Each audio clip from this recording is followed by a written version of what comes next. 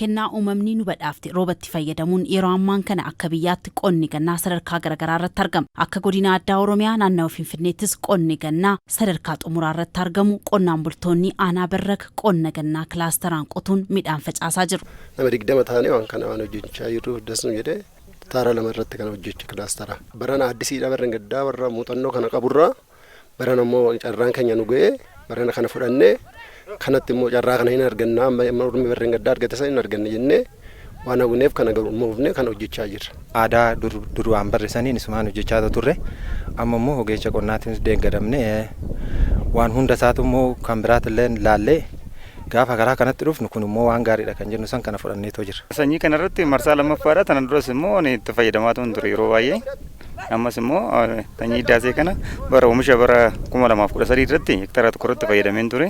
Amma immoo marsaa lammataa kana immoo asitti ganda kana hiriyoota fi lataa biratti waan maasaa asiin qabu ammas marsaa lammataatiin argadde. Qonnaan bultoonni kunneen kilaasteraan gosoota midhaan adda addaa oomishuu irratti kan hirmaatan ta'us qonna qamadiif xiyyeeffannaa kennuun hojjechaa jiru. Oomisha midhaanii kan bara darbeerraa caalmaatti argachuufis hojjechaa jiraachuu eeranii jiru. Ara gara kumtaala 50 dhibbaa hin arganneeti. Sanyiin irraa argannee irraa wanni xaa'u dhunguma rakkoodha.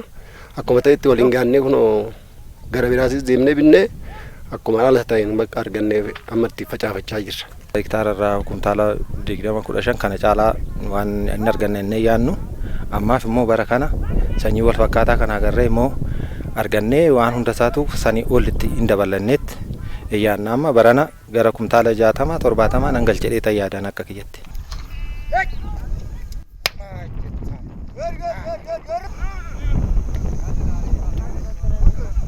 Ogeessi nu bira jira.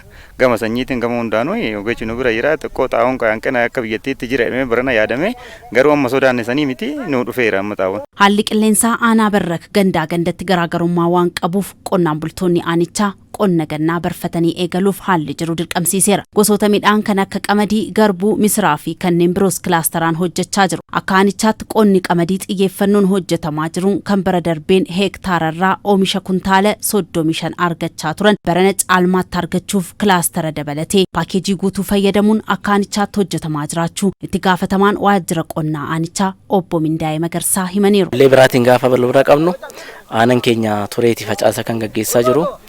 Kun immoo agirookooloojiin aanaa keenya godinuma tokko keessa taanee amma godina addaa keessa kan jirru aanan keenya godinuma addaa keessa ta'ee toorri amma jirru kun toora ganda siree goyoo jedhama. Agirookooloojiin isaa gandoota kanarraa ka'anii garanatti jiran tureetii jechuudha kan faca'u. Aanuma kana keessa ta'ee immoo qamadii facaasa kan keessaa baanee jirra. Agirookooloojii baddaa kan jedhan irra gara olitti gandoonni jiran ganda 9 qabna. Isaan facaasan isaanii dhumee amma sadarkaa kunuunsarra kan jiran ta'uu isaati jechuudha. Akka godina addaa Oromiyaa naannoo Finfinneetti oomishtummaa qonnaan bulaa dabaluuf lafa qonnaaf qophaa'e keessaa 70 kilaasteraan qindeessuun hojjetamaa jiraachuu itti aanaan itti gaafatamaa waajjira qonnaa godina addaa Oromiyaa naannawaa Finfinnee obbo Kidaanuu Dameen himanii jiru. Galmaan ga'iinsa karoorichaafis qonnaan bultootaa fi ogeessota qonnaa leenjii hubannoo dursaa eega kennamee booda gara hojiitti seenamuu obbo Kidaanuun kan eeran. Lafti waliigala akka godina addaatitti qotamu naannoo hektaara 2,205 fi 794 kana keessa qonnaan bulaa godina keenya keessa aanota 6 godina jiru kana keessatti waliigala lafa bal'ina amma tuqe kana keessatti kilaasteraan persentii 75 ijaarree qonnaan bulaa keenya ijaarree oomishaaf oomishtummaa dabala jenneet kan hojiitti galle kana keessaa egaa naannoo hektaara 146 olii kilaasteraan akka ijaaram koone qonnaan bulaa keenya naannoo qonnaan bulaa 172 ol kilaasteraan kana keessatti ijaaramee akka hojjetu. Godinichatti qonna gannaatiin haga ammaatti 90 ol hojiin hojjetamee jira. Akka godinichaattis teeknooloojii fayyadamuun oomisha kan bara darbee caalaatti argachuuf hojjetamaa jira. Akkaataa haala qilleensaatiin aanaan kun xiqqoo duubatti harkifata. Aanaa kanarratti malee amma tootaalii akka godinaatitti naannoo persentii 90 isaa olitti kan jirru jechuudha facaasaa kana. Kana amma facaasaa kana erga xumurree booda gara kunuunsaatiitti kan eegallu. Kana keessatti caalmaa ni arganna jenneetu ni abdannaa jechuudha. Naannoo hektaara 205 fi 794 kanarra gara miliyoona 7 fi isaa ol arganna jenneetu kan abdannu jechuudha.